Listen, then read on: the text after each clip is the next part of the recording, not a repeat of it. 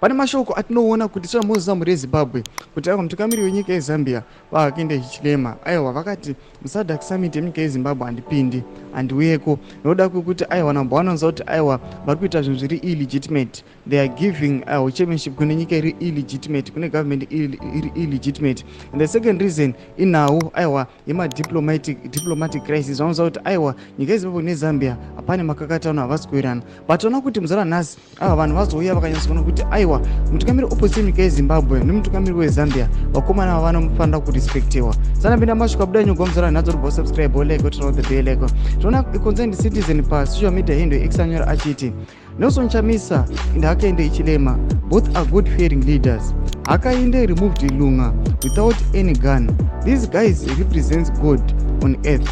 Hichilema always put God first. Same with Nero. Kana murindi weguta akarinda munda pasina Jehovah anorendera pasina. #God is in it. Tikuona panapa vanhu vari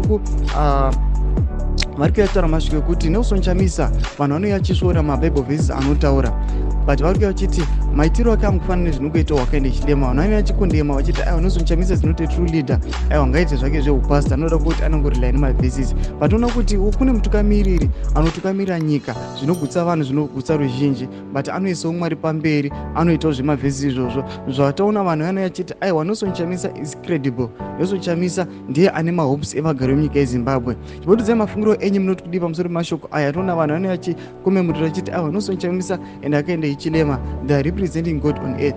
Tudzai mafungiro enyu pinda comment section medu. Musanga subscribe, kulike, pamwe chete on the bell icon.